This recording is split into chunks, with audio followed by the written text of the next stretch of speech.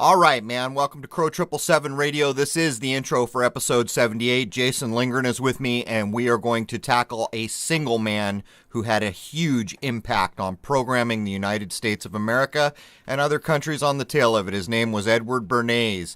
The roots of Edward Bernays, of course, are Sigmund Freud and back to Tavistock. Let's talk a minute about tell lies to your vision. Movies, media. You can simply go back through time to demonstrate to your own mind what media is doing and has done to our country. There is a time back in the day you can go watch media, movies, TV, where they're pushing the idea that America is the greatest thing that ever happened on the face of this world. It is the most can-do nation. It is the home of the free and the brave. All these things to pump up America. Now go look at the media now. It's the exact opposite. And now you're trying to be convinced that America is circling the drain. This is the power of media. Change the mindset, change the manner, change the culture, change reality. It's all about mind, baby. And if you can't get a hold of your mind and you let this external programming shape your thoughts and opinions, well, then you're just another chess piece on the chessboard for those who would push the pieces around. You're basically a pawn. The censorship is still going strong online on the tail of the modern 9/11 event. I'm still locked out of YouTube, coming up on 2 weeks here. We'll see what happens. Some other people have uploaded other clips of mine that were not touched as far as I know, and they got strikes or they had their content removed. And I put out a call. I put out a call to anyone with a substantial audience that wants to have me on to talk about the modern day book burning and the censorship that is going on online, to ping me and I'll come on the show and I'll talk about it. I'm looking for an audience. I don't care if you believe in aliens. I don't care if you don't. I don't care what your religion is, creed, color, anything. It's time for people to come together here and stand up for what is correct. As Jason and I jump into this episode, let's tee it up like this. We're going to talk about a single man here. He is the double nephew of Sigmund Freud. His name is Edward Bernays. The overwhelming social programming that he was able to accomplish, a single man in this country, is mind-boggling, literally mind-boggling. Even being able to claim things like being responsible for getting women to begin smoking in a culture where they didn't. I'm not even gonna lift the veil here. We'll just get into the episode and you'll see. But you're also looking at the man, Bernays, who created PR, public relations. There's scantly a corporation in this world now that does not either hire a PR firm or have PR on board as part of the corporation. And we will talk about this to let you know how it came to be. It's propaganda. It's what it is. Marketing is propaganda. Madison Avenue in New York created Christmas. For anyone who wants to go look up the modern day idea of Santa Claus and all this other materialistic nonsense that we attribute with the low point of the sun or the winter solstice, the idea of Christmas has nothing at all to do with religion. It was created by Madison Avenue. Anyone can look it up. These are the social engineers. These are the people who have shaped culture, or what I call the lack of culture in the Western world. And you can look at a lot of places in the world where generations of families go back, as metal workers, as weavers, as any number of things, and see true culture, in my view. What we have here is a bunch of people who have been affected by media. We like some TV shows. We watch some movies. For the most part, that has become the culture here. And what that has done is open the door to wholesale programming, social engineering on a level that has never been seen before as far as we know. Anyhow, this is a hell of an episode for any individual who wants to actually scrutinize what we're laying down here and understand that we're talking about a single man. There are whole organizations, Tavistock and all the people and writers and other royal families that were related to the efforts out of this one place. It doesn't even mention the Frankfurt School, for crying out loud. Before 1900, the Frankfurt School, all social engineers. We are in the brave new world now. We came through a big event again in this fall, and just the fact that it happened in fall should have clued in endless minds, but that's not the case. The spell was cast, the wool was pulled, but we just came through it, and on the tail of that, algorithms were rewritten by some of the biggest purveyors of information online to catch anyone saying the V word, Vegas. There it is, baby. I said it. Vegas, the V word. What's that tell you? What does that tell you when someone rewrites the actual computer code driving things like Google and Facebook to catch any conversation talking about these things? Anyhow, let's jump in with Jason Lindgren and have a little béarnaise sauce. Cheers. All right, man. Welcome to Crrow7 Radio. This is episode 78. I have Jason Lindgren with me, and we are going to be covering the fall of the human mind in 3 generations, and specifically, we're going to get into some Edward Bernays here. But to refresh some memories, let's take a trip down Crrow7 Radio memory lane. In past episodes, we've done Tavistock and other things, and in my view, these are the roots of Bernays. After all, as Jason will point out during the course of this episode, Edward Bernays is the double nephew of help me out here, Jason. Sigmund Freud. Thanks, man. Sigmund Freud. By the way, I might as well welcome you while I'm doing all this. Welcome, Jason. Hello. Okay, so if we step back and we recap a little bit about Tavistock and the kind of social programming that our world is subject to, we should remember a few things. Polling is an example. Polling is a big part of the TV drone culture that in 3 generations has lowered the human mind. Polling for places like ABC, NBC, CNN, Fox, New York Times, Wall Street Journal, it's all coordinated by the National Opinion Research Center. Now, that may not seem like such a big deal to the average person, which it actually is. That means one place is dealing, consolidating and determining what polls will say. But did you know that the National Opinion Research Center created a psychological profile for every nation on Earth? There it is, man. Think about what that means. But while we're back in the kind of pre-Bernays days, let's talk a minute about H.G. Wells. I will refresh everyone's memory by pointing out that Jason and I have tied so many of things from gray aliens to any number of things to the sci-fi writer H.G. Wells. But what people should keep in mind is H.G. Wells was head of the British Foreign Intelligence Service during World War I. He was a protege of T.H. Huxley. Huxley should ring a bell, right? Brave New World. That's a brother, I believe, of the Huxley that wrote it. And this Huxley guy, T.H., was a leading Darwinist. You see the fabrication, the fantasy coming to bear, but that's only the half of it. These guys were all related and backed by what's called the Black Guelphs.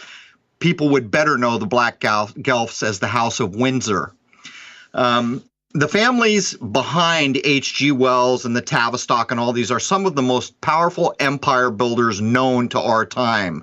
And I would also point out H.G. Wells is the grandfather or godfather of the Aquarian conspiracy. And that has to do with all the non-sex sense of, there it is, the non-sex of sex, drugs, and music, which kind of destroyed the generations of the 60s. But anyhow, Jason, I'll welcome you again, man. Welcome. Good to be here, and we want to take a moment to address the clip from 1978 with Mary Tyler Moore.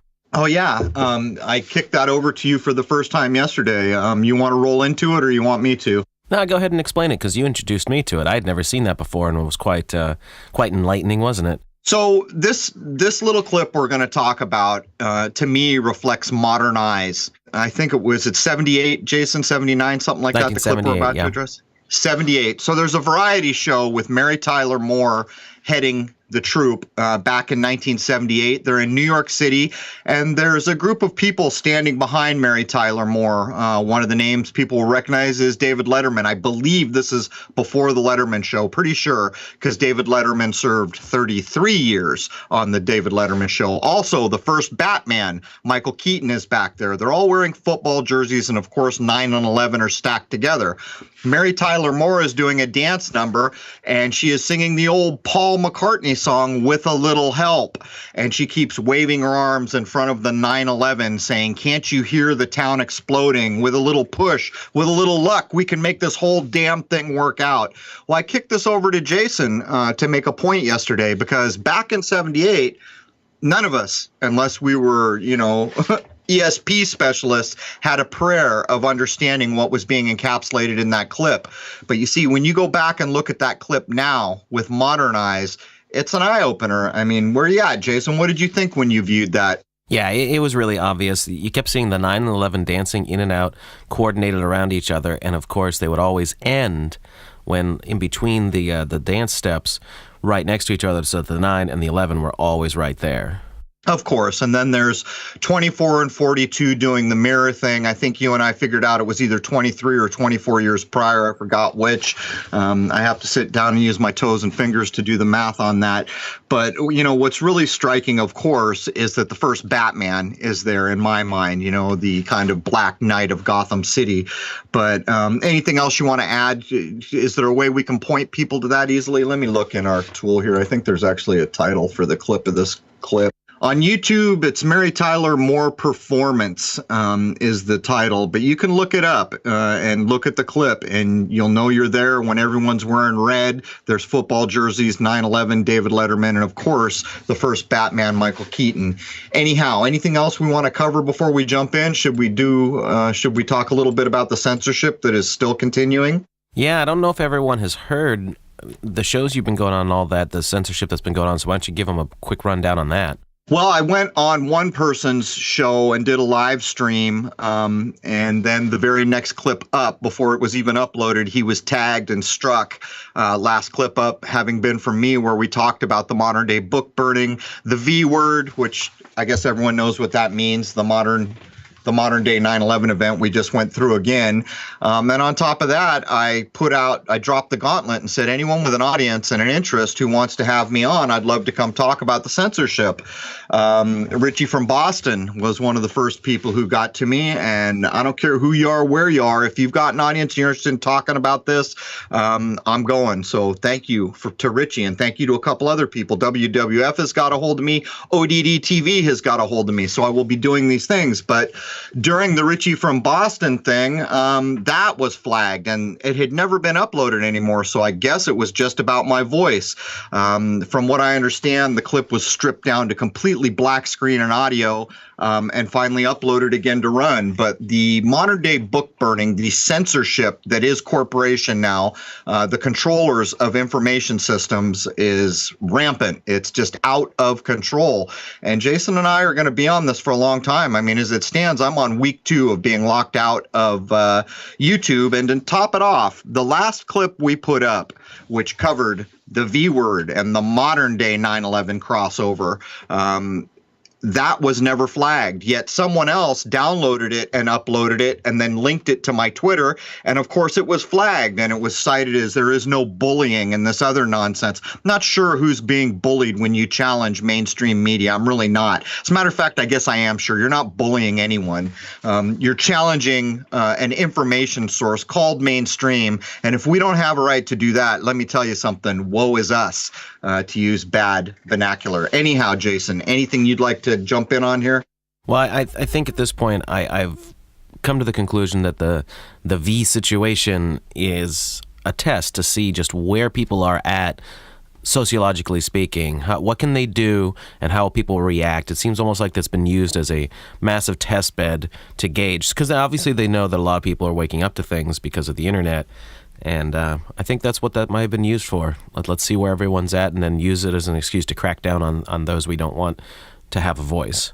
Right. And I won't be going to Vegas anytime soon to gamble. Oops, did I just say the V word? Hell's bells, Jason. We're certainly going to be flagged. I don't think we're allowed to say that word, but I did say gamble. So maybe if I say Vegas and gambling, or Vegas and casino, or Vega, the star Vega, how about that? Can we say these things? We'll find out. They're flagging, they're rewriting algorithms, and it is a brave new world out there.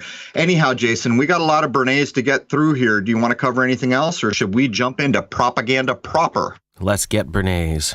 Let's get some Bernays sauce, man. All right, Chapter 1, opening from the book Propaganda from 1928 by Edward Bernays. And remember, folks, this is from 1928. Should we count the ways real quick? Well, let's not. Go ahead. The conscious and intelligent manipulation of the organized habits and opinions of the masses is an important element in democratic society. Those who manipulate this unseen mechanism of society constitute an invisible government, which is the true ruling power of our country. We are governed, our minds are molded, our tastes formed, and our ideas suggested, largely by men we have never heard of. It is they who pull the wires that control the public mind. Boy, that's a pretty brazen, proud statement. You know, you can't think of a much worse thing to say about humanity as a whole, about culture as a whole, about countries as a whole. And here it is just spouted out in such a kind of proud manner. And, you know, this whole Bernays thing, I'll tell you what it's about. It's about oligarchs. It's about oligarchs with a lot of power and money and good information from a hell of a long time ago, trying to figure out how they can turn this place into the brave new world so they can continue to be oligarchs. As we get in, you're going to find that the one thing they don't want is an educated society. Why? Simple. An educated society will not tolerate their nonsense for long. So what's actually happened is the complete lowering of the human mind in 3 generations, since the greatest generation, which would have been those people at World War II that were born before the advent of television. But anyhow, Jason, before I ramble too much, go ahead, man. So let's just lay down what the modern definition of propaganda is. It's information, especially of a biased or misleading nature, used to promote or publicize a particular political cause or point of view. So that's a very powerful bullet point, because if you simply put it into context in our age where we live, you will understand that there is no information from any major mainstream information source coming at you that is not propaganda.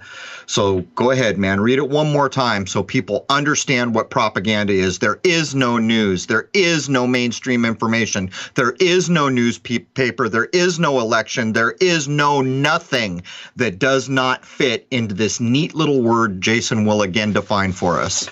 Propaganda is information, especially of a biased or misleading nature, used to promote or publicize a particular political cause or point of view.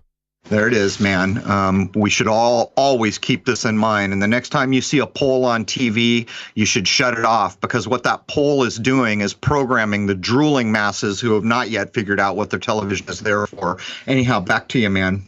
All right, some background. Edward Louis James Bernays. He lived from November 22nd, 1891 until March 9th, 1995.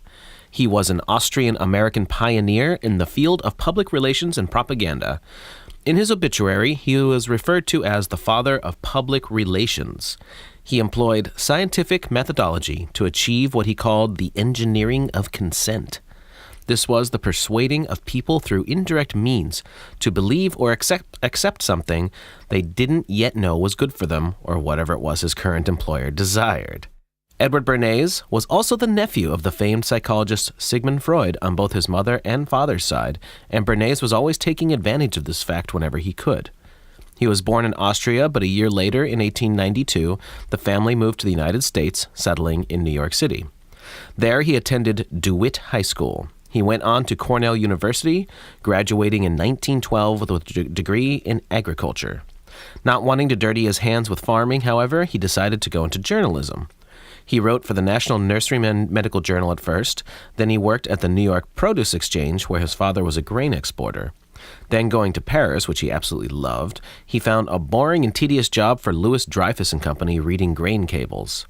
By December of that same year of 1912, he returned to New York.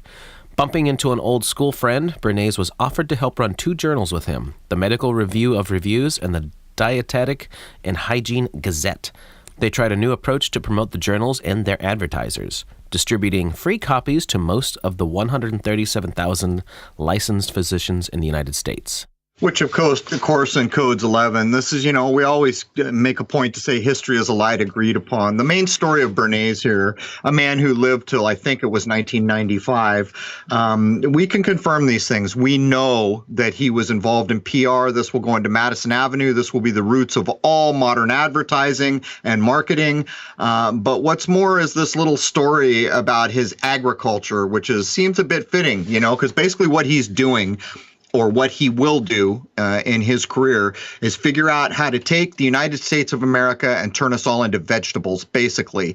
He's going to come in on the tail of the advent of television, a higher-minded generation back in World War II. Again, people who were born before the advent of TV, and he's going to turn it all around, and he's going to leverage off the things Sigmund Freud, Carl Jung have done. These people are not your friends.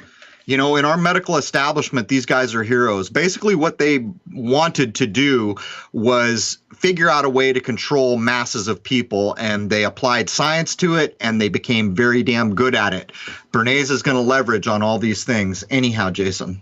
The one thing I'd like to point out as we're going to start going into all the works he did is just how much I had to skip just to fit it into this program, because he did a lot of PR work, and even coining the term public relations when propaganda started having a negative slant. So there's going to be a lot of stuff we go over, but there's a lot that I even just left out. So this guy was very important. Let's address the other thing we were talking about yesterday. Remember when I was talking about the Queen logo? Let's address that real quick, because so much of what you read from Bernays is written with like a pride. Like, yeah, man, we're screwing over everyone. We're programming minds. We're lowering human minds. We're destroying education. We're bringing to bear marketing techniques that will turn the United States into a cult of ninnies who worship people that shouldn't be famous because they've never done anything worth being famous for. All this is attributed to Bernays, and every time he talks about it with pride. Well, let me point something out. Let's use David Bowie as an example. David Bowie died at the age of 69, which is the sign for Cancer in the zodiac. Cancer is at the height of the sun's power, the cult, the sun power, you know, the summer solstice. But I was mentioning to Jason that the band Queen, Freddie Mercury, of course, Mercury, there's your alchemical crossover when Farouk, whatever the hell his name was, changed his name to Freddie Mercury. He supposedly was an illustrator who made that logo, and you'll see the phoenix on top, but there's a crab. The reason that crab is there is for a couple reasons. It's symbolizing the sign of Cancer, and when the sun is at its highest, strongest point of the summer solstice. But did you know that there are crabs with blue blood? Get it? These people are very proud of their insidious history of overlording and manipulating and undermining. And I just want to point that out. They're of a group that you are not. In their minds, whether there's any physical or medical distinction at all, I cannot tell you. They think there is. But when you see that crab, do not be fooled. You're looking at a creature, many kinds of which have blue blood. And that is also symbolized right into the zodiac when the sun is at the height of its power. We could go through to like King Louis XIV and do the whole Sun King thing. You understand what I'm getting at. Anyhow, as Jason reads through this, you will hear the kind of pride in Bernays's accounts of what he's done, as you did in the opening when Jason talked about the things Bernays claimed. So there it is, man. So next, an interesting project came up shortly after he began working on the magazines that was to generate interest in the public support for an American production of a French play called Damaged Goods, and it was about the perils of syphilis. At this time, Americans had some serious taboo regarding any discussions of venereal disease in the public. To tackle this project, Bernays engineered an educational campaign to fight prostitution. It was so successful, he even elicited endorsements for Damaged Goods from such major figures as John D. Rockefeller and Franklin D. Roosevelt. The whole affair was an astounding success, and Bernays would learn from the techniques employed here and utilize them in the rest of his life. So what we're looking at here is a earlier generation where open sex and how males and females interacted had a lot more culture around it, and it wasn't such a free-for-all. Bernays is coming in, and this is one of the early forays in to begin to change the mindset. And just so people have a clue, a lot of what went on here in an overarching way is Bernays would do these campaigns, and then television shows would come out which would show examples of the new thing Bernays or any number of people from Madison Avenue had come up with to show you a live example of a family on TV dealing with these issues, thereby diffusing the kind of taboo nature of them. This is going to go on, and I assume, Jason, you'll get into smoking at some point. Oh, yeah. Oh, boy. Now, continuing work regarding plays and Broadway and actors and all that sort of thing, he further enhanced his capability to generate interest in something by tying it in with worthwhile activities, such as charities, and making sure that multiple newspapers published stories about the activities. Therefore, what he figured out early on was that if you want a certain thing to get attention, you tie it in to other things that will get mass publication. Right. And in some ways, it's almost like doing these altruistic things for charities and other things, although we have also covered what charities have become in the modern age. So with the right hand, you're making yourself look like Florence Nightingale, and with the left hand, you're basically Beelzebub. Yeah, pretty much. Yeah, go ahead, man. Now, in 1913, Bernays visited his famous uncle Sigmund Freud in Vienna for a few months. Returning from his visit to New York in the fall of 1913, he was more taken than ever with the Viennese doctor's novel theories on how the unconscious drives dating to childhood and makes people act the way they do. And Bernays was convinced that understanding the instincts and symbols that motivate an individual could help him shape the behavior of the masses. So this is the whole archetype thing that people like Sigmund Freud and Carl Jung brought us, and they are real, and they have been used against us for a long time. I used this example just a short time ago. Go back and look at the original Hawaii Five-0. The lead character, Jack Lord, plays McGarrett. Look at him in that show, and he will appear to you as an adult. Now go find his counterpart on modern TV. This is what we're talking about. They're going in and they're figuring out the psyche of people so that they can be manipulated, and it is so insidious that on many levels it's done with your subconscious or in ways or parts of your mind that you're not really even aware of. But the end result of what has come to be of these efforts is the lowering and the infantilization, if that's a word, which it's not, of the human mind over a short 3 generations. Anyhow, back to you, Jason. So for the next few years, Bernays hones his craft with several celebrities of the time, helping to make them into superstars that the public adored. And that's exactly what it was. He found ways of, depending upon whomever it was he was working for, of just getting them out there in the limelight in a way that was just never heard of before. So he figured out how to make the first early megastars. Right, the cult of personality. And, you know, in a lot of the Tavistock reading I did in other places, there's a distinction made here, which I think is pretty critically important. Apparently, there was a time in history before movies, before all these things, when someone was going to be famous, it took a period of time. Because for a person to be famous, they had to do great achievements, whatever those great achievements might be. And that was typically where most fame stemmed from. What's happening here is now Bernays is creating the cult of personality. It's a bit like the Kardashians, right? Famous for no reason other than they're just constantly in your face and you see them all the time. That's why they're famous. They're not great people. They're not intelligent people. They're not special people. They've never really done anything in this world that would merit fame, and yet here we have them as among the most famous people. I think Paris Hilton fit that mold at one point. So this bullet point is critically important in my view, because what we see is Bernays changing the very nature of what fame is. He's turning people into superstars when it's all a construct. It's just an imaginary cult of personality. There's nothing to back it, man. It's a house of cards. Exactly, and he figured out how to do this in the 1910s. Now, on April 6th, 1917, the United States declared war on Germany, entering World War I, also known as the Great War or the War to End All Wars. And of course, it was anything but. Many Americans held a strong neutral stance and didn't want anything to do with European wars. Edward Bernays also tried to enlist on the same day, but was told twice over that he had flat feet and defective vision. He was turned down for active duty. He wanted to prove that he was a true American who was capable of defending his country. After so much success getting his own way promoting others, he now used that experience to try something on his own behalf. He wrote to the Red Cross in France asking for any position for which you believe my qualifications and past experience fit me. He wrote to the Commission on Military Training offering to get musicians to perform at army camps. He even helped out at his local draft board, organizing its statistical and clerical functions.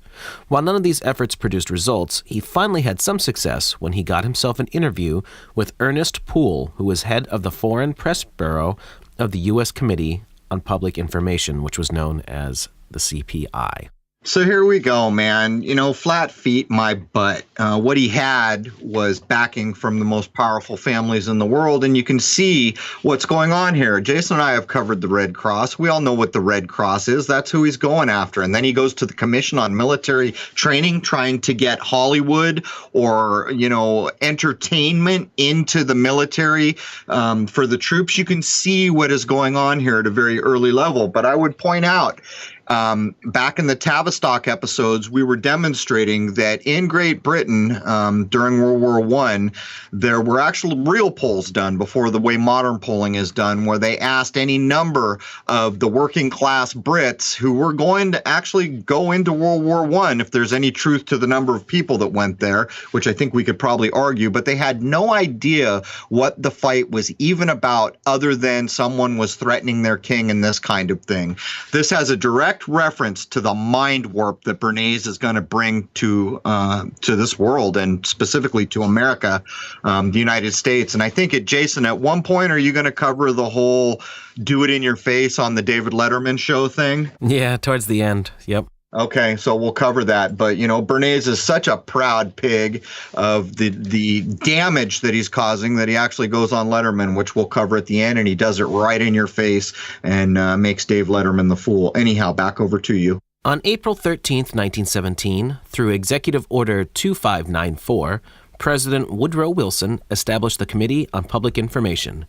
Journalist George Creel was the chairman, and he had urged Wilson to create a government agency to coordinate not propaganda as the Germans define it, but propaganda in the true sense of the word, meaning the propagation of faith. Yeah, man. I'm going to let you keep pushing, but I would point out that Order 2594 needs its ways counted. Anyhow, let's keep pushing. Finally, having a chance to serve his country, Bernays recruited Ford, International Harvester, and numerous other American firms to distribute literature on U.S. war aims to foreign contacts and post U.S. propaganda in the windows of 650 American offices overseas. He distributed postcards to Italian soldiers at the front so they could boost morale at home, and he planted propaganda behind the German lines to sow dissent. He organized rallies at Carnegie Hall featuring freedom fighters from Poland, Czechoslovakia, and other states that were anxious to break free of the Austro-Hungarian Empire. And to counter German propaganda, he had American propaganda printed in Spanish and Portuguese and inserted into export journals sent across Latin America. To put it succinctly, he used his expertise to win America over to a rather unpopular war using precisely the same techniques he had used in successfully promoting within the entertainment industry. Bernays called his work psychological warfare. And there it is, man. Entertainment industry, propaganda, going to other nations, propagandizing Americans. So let's ask the question here, Jason. So many people come in talking about the Schmidt-Mundt Act having been amended or rewritten in 2012 and claiming from that point forward it had become legal to propagandize Americans. Well, here we are in World War I, folks. I would suggest to you that as long as we have had elite families, we have had propaganda. And it matters not whether there was an act, a law, or a statute of any kind. This has been going on. And what do we see here? Carnegie. The same old names that we always see. I won't even go down the list. But for me, one of the main things we see happening in early Bernays is the entertainment, the going in and the holding of your mind group being pulled into the military-industrial complex. And here, of course, he coins the word psychological warfare. It's a hell of a thing, Jason, when you begin to actually pay attention and look at what's being represented freely, I might add, by these people. Oh, yeah. When you think about the context of what was going on in society compared to what he had already figured out at the time, it's kind of astounding. You don't think about this level of manipulation going on in Edwardian times, and here it was. He had it all figured out in 1917. Yeah, it's beyond the pale. And, in the past research we have done, I really started to mark the woeful date of when Sigmund Freud and Carl Jung came to be. These were the guys that really began to hack the human mind, but not just the human mind, but more on a group level. where they began to demonstrate to a 90-something% certainty that if we do certain things to certain groups of people, this is the outcome we can expect. And here we have the double nephew of Freud picking up the gauntlet that Freud threw down. And where is he, man? He's in entertainment, he's in the military-industrial complex, and he's out there coining useful ideas and words like psychological warfare. Where would our world be without terms and ideas like psychological warfare? I mean, I don't know, man. What do you think, Jason? It's almost like there is no portion of this man's life that wasn't predestined to insert him where he needed to be. Yeah, once he showed that he had the capability of doing this, I would say they used him right from the get-go, because he was only in his early 20s when this was going on. So think about that it's kind of like what they do with Rhodes Scholars and all that. They find these people and they find their talents and capabilities and all that, and then they groom them all the way up until, you get people like Bill Clinton, who's still being a pain in the ass all the way into, how old is he now? I don't know, 70s? Yeah, I don't know, 170. Who the hell knows how old these people are? They got all the technology, they got all the goods, and they do weird things like name the zodiac after crabs who have blue blood, which carries the moniker which represents their eliteness. It is very damn difficult. I've maintained for a long time that, in my view, these kind of special royal-based bloodlines live longer than we do, but proving it is a whole other thing, and I don't know how to go about that. But I'll tell you what, look at Queen Elizabeth now. They're plastering our televisions with something about the Queen at age 90. Does she look like any other 90-year-old person you've ever seen? I'm just asking. Anyhow. She's awfully spry for someone at that age, but, Crikey, man, I got more wrinkles than she does. So Bernays was, of course, quite successful while being involved with the CPI, and Ernest Poole was later to have said of Bernays that he was one of the ablest and most devoted younger workers on our staff. In 1918, there was question about Bernays being drafted for a military clerkship.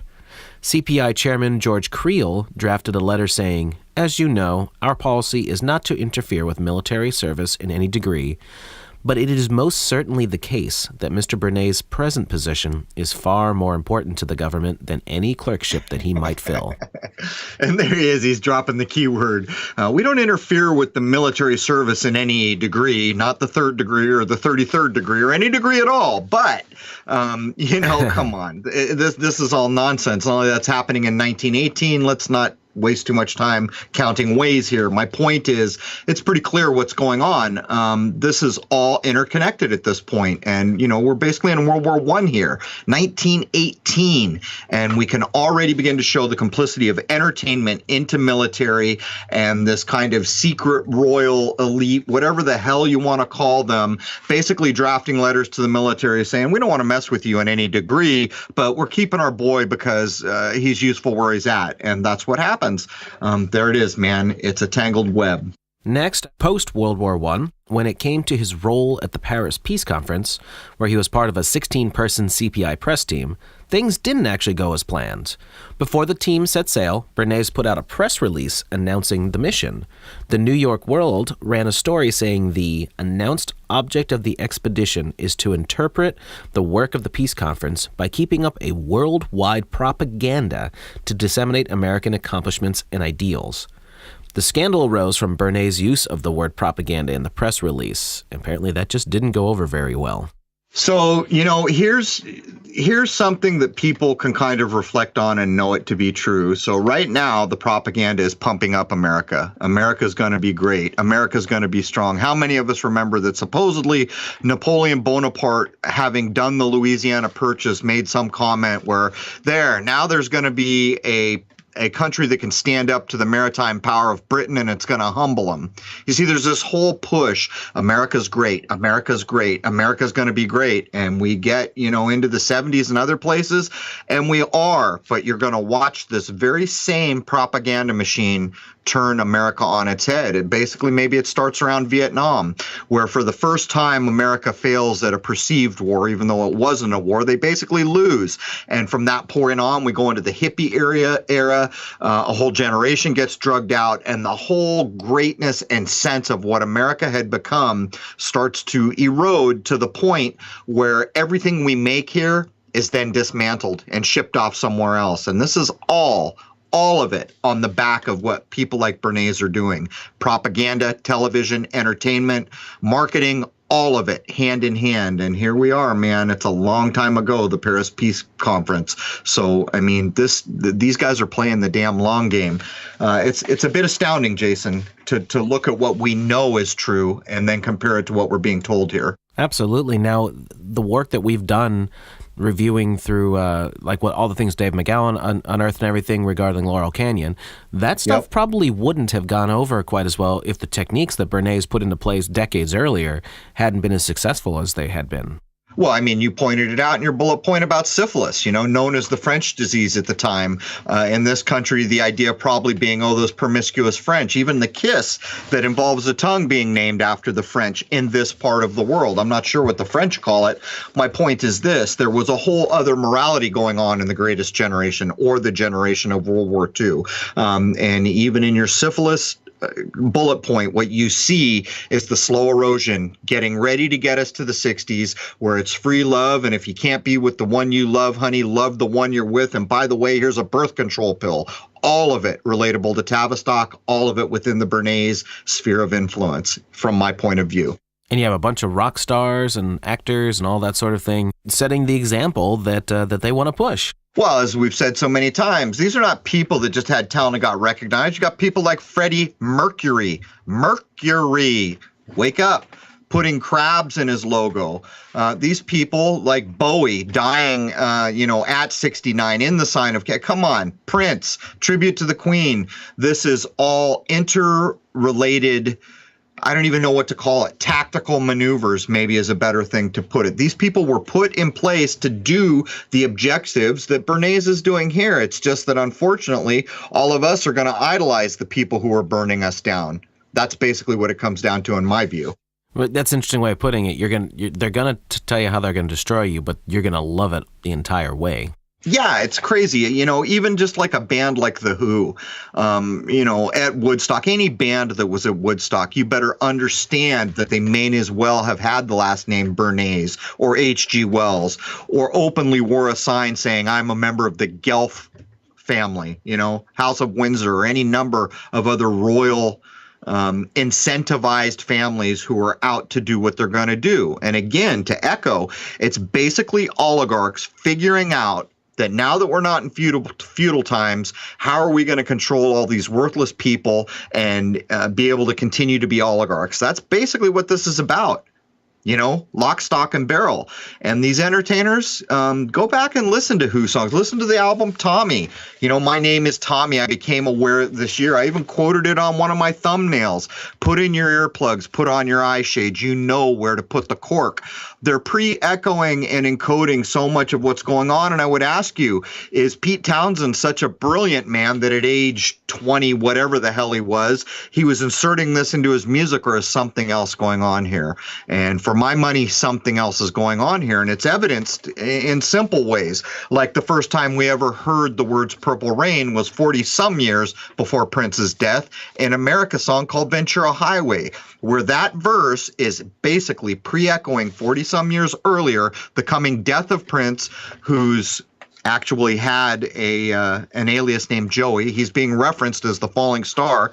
And, the guy who wrote those lyrics of America, the band America, all those years ago was asked, why did you use the words Purple Rain here? And he says, well, it beats me, man. That's what he tells everyone. There's complicity in all this when we take it apart brick by brick by brick. And the main thing I would add on that very lengthy response is you need to be careful who you idolize, because these people that we're idolizing are helping to burn down this house. There is no separating the censorship on Google from your favorite band. And that is just a truth, whether you like it or not. Absolutely. As a press officer for Woodrow Wilson at the peace conferences in Europe following World War I, one job he had was to present President Wilson in the most favorable light possible in order to boost his popularity with the American public. By this time, the word propaganda was already gaining a sinister implication in the West due to its association with communism, and Bernays coined the term public relations as a positive alternative. Coming up with catchy terms and catchphrases was one of his big areas of expertise. Yeah, here it comes, man. You finally uttered what he's famous for, which is public relations. I would ask, is there any major corporation out there that is not running a public relations office?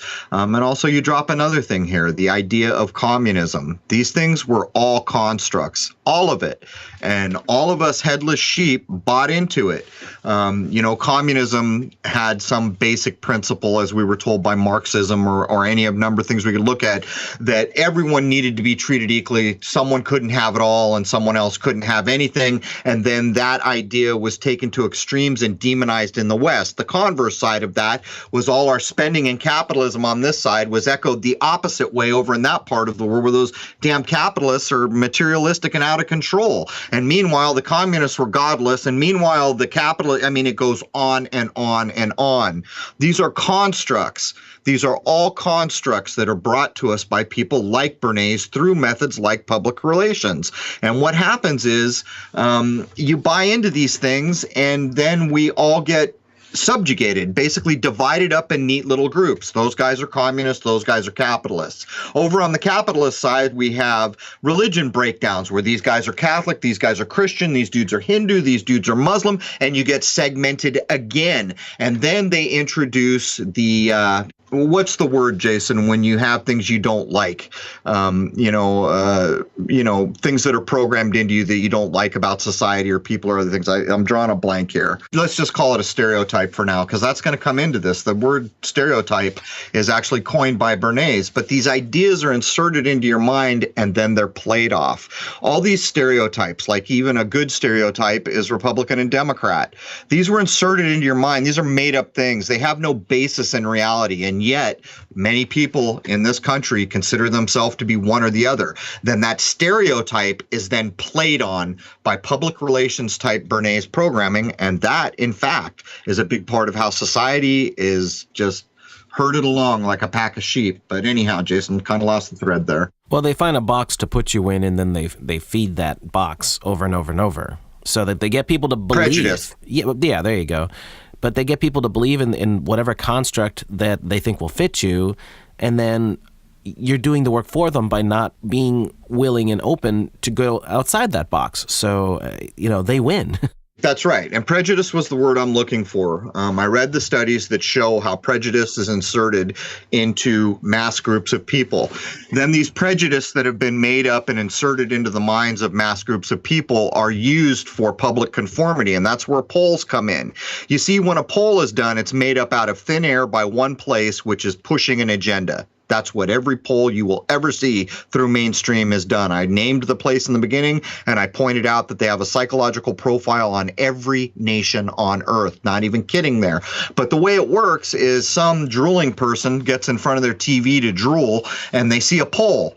Well, you see, what that poll implies is that the majority of Americans think this. So what happens is these prejudices that have been formed in advance of this particular poll allow the person sitting there, even if they disagree with the majority of the poll, will never stand up against it. And this brings us back to ego and being afraid to go against the herd mentality. This is all attributable to people like Bernays. And, for people who have listened to us long enough, you should be getting a pretty damn vivid picture of how the manipulation works. Anyhow, Jason. Bernays later described a realization that his work for the CPI could be also used in peacetime. There was one basic lesson I learned in the CPI, that effort comparable to those applied by the CPI to affect the attitudes of the enemy, of neutrals and people of this country, could be applied with equal facility to peacetime pursuits. In other words, what could be done for a nation at war could be done for organizations and people in a nation at peace.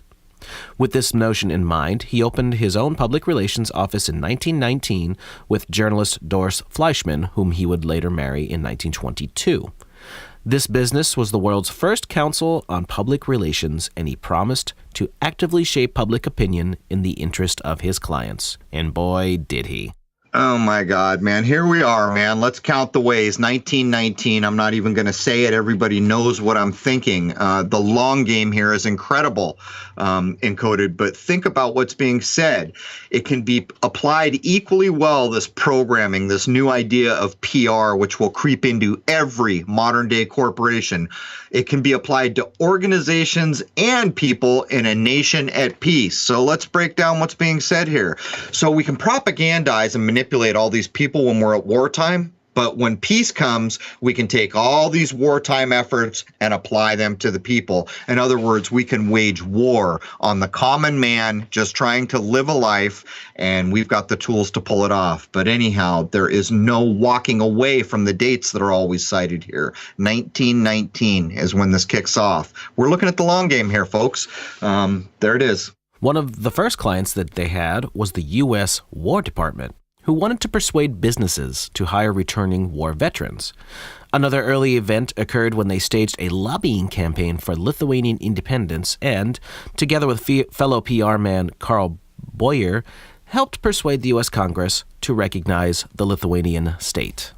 So here it is now, the shedding of the veil of government. Now PR is basically up there getting Congress to do what it wants. In other words, Congress is no different than any other group of Americans in this world that you want to propagandize, program, and steer towards an eventual outcome. Whether complicit or not, here you have the U.S. Congress being swayed.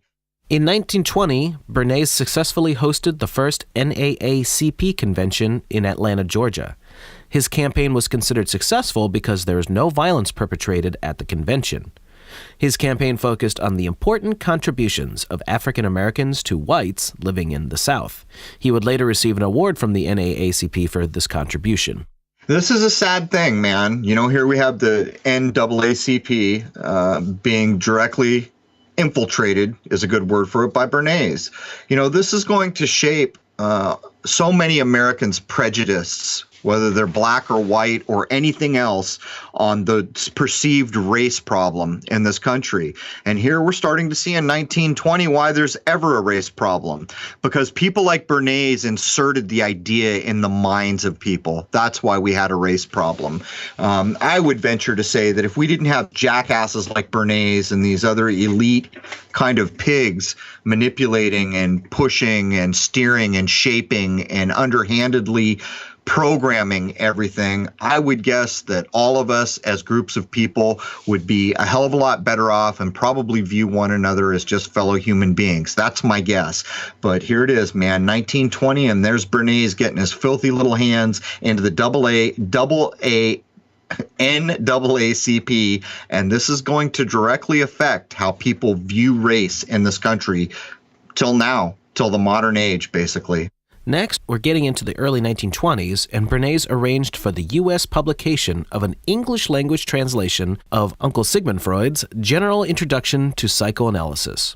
In addition to publicizing Freud's ideas, Bernays used his association and family relationship with Freud to establish his own reputation as a thinker and a theorist, a reputation that was further enhanced when Bernays began releasing books of his own.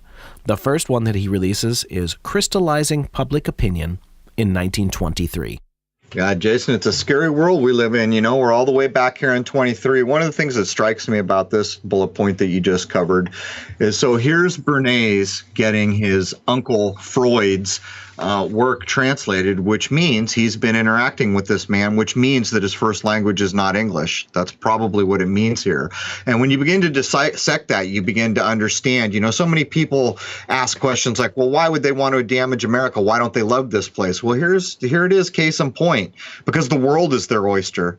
Every country in this world is just like a chess piece to them. They'll bring it up, they'll knock it down, they'll burn it, they'll regrow it, they'll reshape it, they'll do all these things completely free of the constructs of the people who grew up here, who feel a sentimental attachment. Here's Bernays. This is not his country. He's something else. He's Austrian, whatever it was that Jason put out, and clearly English is not his first language, regardless of what the histories say, because he's already been interacting in the timeline with Freud, which means he must have been speaking the language that he's now translating his uncle's work into. And I make this point to just show there are people here who show no allegiance to any general nation of the world, as far as I can tell. It's all just chess pieces on a board for mass manipulation in an effort to figure out how these kind of black Venetian Guelph oligarchical families can continue to hold their one-sided, lopsided power into the modern age. So there it is. Anyhow. Another client going into the 1920s was Veneta, a manufacturer of hairnets. At that time, shorter hairstyles were becoming the fashion among younger women. This, of course, would be the age of the flapper girl. This development was, of course, concerning to Veneta hairnets, who saw the market for their product disappearing along with the longer tresses. Bernays was called upon for his advice. Soon, prominent women were publicly expressing their preference for long hair over short, and assorted authorities were warning of the dangers of unbound hair in factories and restaurants. Now, he didn't really win that one in the sense that the short bob became a very prominent hairstyle in the 1920s, but in response, he still accomplished that a number of state governments passed legislation requiring the wearing of hairnets on the job. Right, and it starts to show just kind of how passé so much of that. We're talking about hairnets. You know, now they're even programming for hairnets. And I would point out in the 20s, and we are getting into the flapper thing, that whole thing is going to relate to whether or not alcohol is legal later. And it's going to be maybe one of the earliest Western direct attacks on morals, the mores between men and women in the 20s, the whole idea of flappers. And then, of course, on the tail of that, we're going to get into alcohol's not illegal anymore. But I'm pointing out from these high level attack the morals of a country, attack things like alcohol, and use that to manipulate society. Look what we're talking about here. We're talking about hairnets. I mean, there's really no portion of our existence that has not been, manipulated in one way, shape, or form. It's kind of astounding, is it not, Jason? Yeah, and I always thought it was interesting, even long before I looked at this material, that the flapper girl concept was the first real sexual revolution, and then somehow it got stomped out, and we got this stark conservatism back in, sexual taboos and all that, and that didn't resurface again until the 1960s. That's a good point, Jason. I've looked at that myself a few times, and it almost appears that there is a possibility that there were still people in powerful positions or that had sway or that there were enough high minds around that they stood against the idea of eroding the moral turpitude of what American culture was. And for some reason, it's, as you say, they went in, they began to take apart the idea of what sex is between a man and a woman, the idea of marriage, interaction in a sexual way between the genders, and then it does get stamped out. But maybe it's the early foray in. It's hard to know what actually happened, but that's an astute observation. It, in my view, is truly the first kind of sexual shift in the American moral perception. Yeah, the idea behind the flapper girls was they were rejecting the Victorian and early Edwardian notions of sex being a taboo, to put it, in its own little package. But it didn't last. Once the Great Depression hits in, all of that gets wiped out, and it's almost like the people in charge didn't like what was going on, and therefore they decided the time wasn't right, perhaps, or whatever it was. But you see that getting stomped out, and you literally don't see anything about sexual promiscuity coming about again until the hippie era.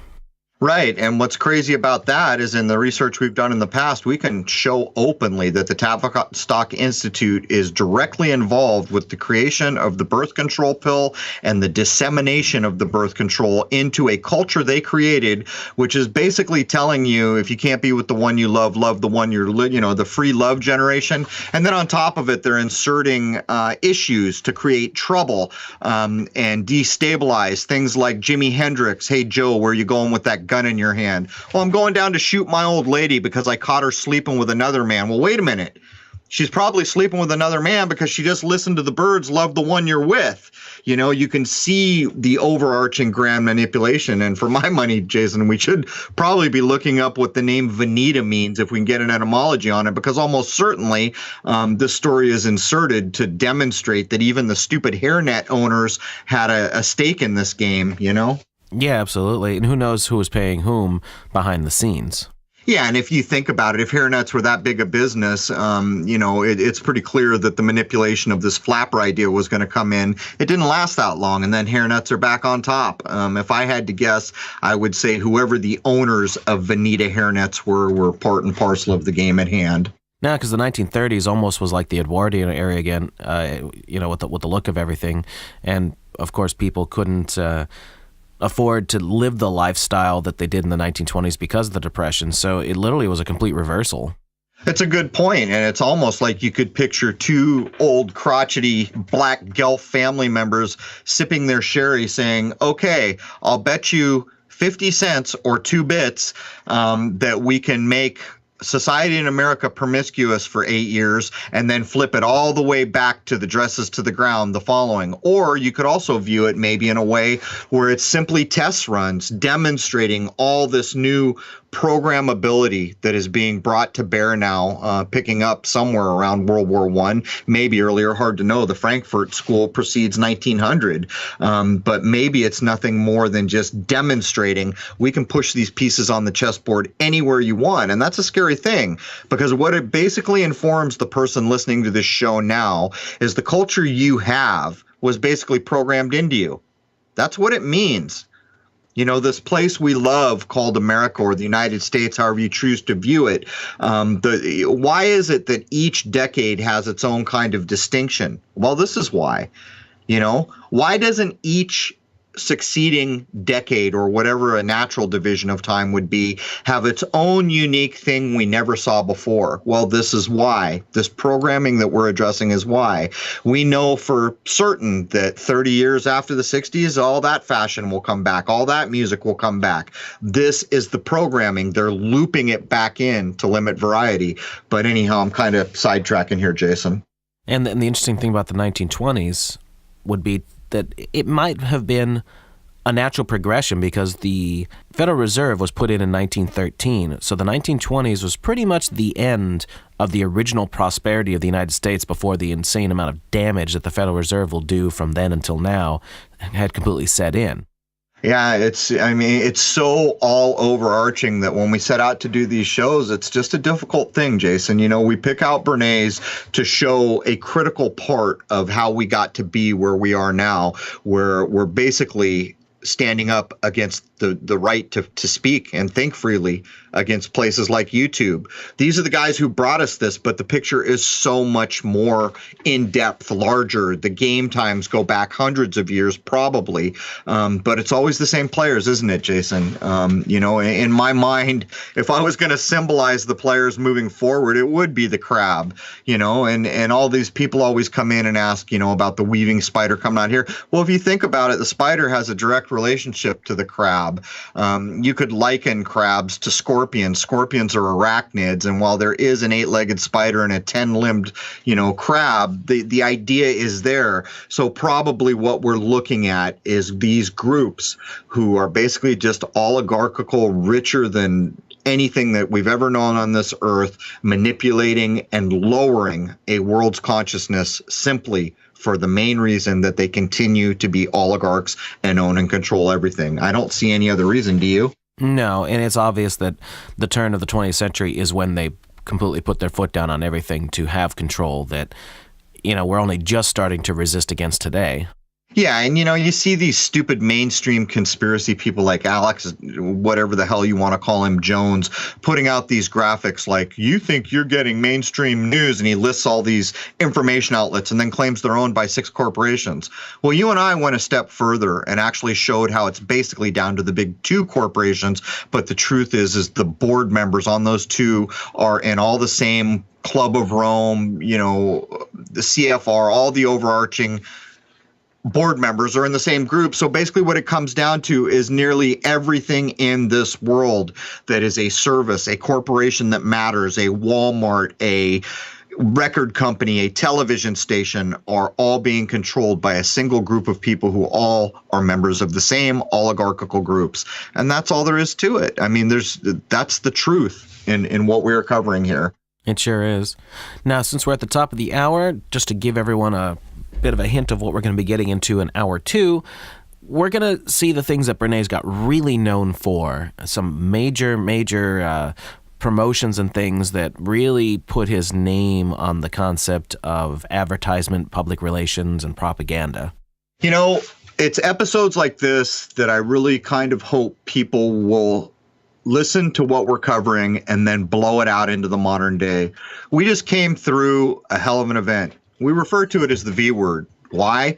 Well, because of the roots of Bernays. Now we have a corporation called Google censoring our free speech, hiding behind the shield of corporation, which incidentally has a public relations department brought to us by Bernays, of course.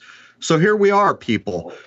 You have to recognize the events that are going to try to tackle your mind and pull it away from you. 9/11 was one of these events. The event we just came through was one of these events. When you begin to recognize them, you begin to break the spell. That is the whole purpose and point of what Jason and I are trying to accomplish here. So as we go through these shows, I would just urge everyone, this is the acceptable kind of history of these people, yet Jason and I can confirm that so much of it is in fact true. Madison Avenue, creating marketing, all these things, Bernays being there, we know these things are accurate. Whether or not the dates and the historical accounts are or not does not matter. Point being, reflect on the modern age. There is no portion of the lives we lead in this country anymore that is not programmed with intent. And that intent is to lower your mind into infantile levels that are so far from those possessed by the greatest generation or your grandparents or great-grandparents who were born before the advent of television. 3 generations has done this to us. It's time to wake up. It's time to lift the mind. It's time to understand what people like Bernays and Sigmund Freud and Carl Jung and H.G. Wells and the Black Guelphs and the Black Venetians and the House of Windsor and the Vatican, all these people were complicit in one single game. How do we maintain control and own everything? The day we all wake up and quit accepting the programming is the day they begin to lose ground. I don't know what day that will be. Anything you want to add before we close up for the first hour here, Jason? I just want to remind everyone that this first free hour is going to be on my Secrets of Saturn channel, but definitely not on your Crrow7 YouTube channel until we figure out which way that's going to go. So this will still be on offer, of course, but, not where it belongs. Right. So I wanted to offer a big thank you to all the people who have come and subscribed at Crrow7 Radio to support the freedom of speech that website is. It will stand as a bastion of freedom of speech regardless of what happens on YouTube. I'm in week 2, still locked out of my YouTube channel, which means the nearly 80,000 subs that I would have had to put this content out to, I do not have. The first free hour will run at Secrets of Saturn, but as always, on Crrow7radio.com, all the free content is running. You don't got to sign up. You just go there and you play it. It is there for everyone. For all those who want to support the efforts we're doing in this time of censorship, it is much appreciated. Without an audience, it becomes difficult to do this, but thankfully we are building an audience. So there it is, man. That brings episode 78, first hour, to a close. If I had to guess, we're going to have more than a second hour. We have so much to cover, and I hope you will all join me as members over at Crrow7radio.com. The time is now. We stand, we are counted, or we're going to fall to the plans that people like Bernays made so many years ago when we should have been counting the ways of the date that all this began. There it is, man. Cheers.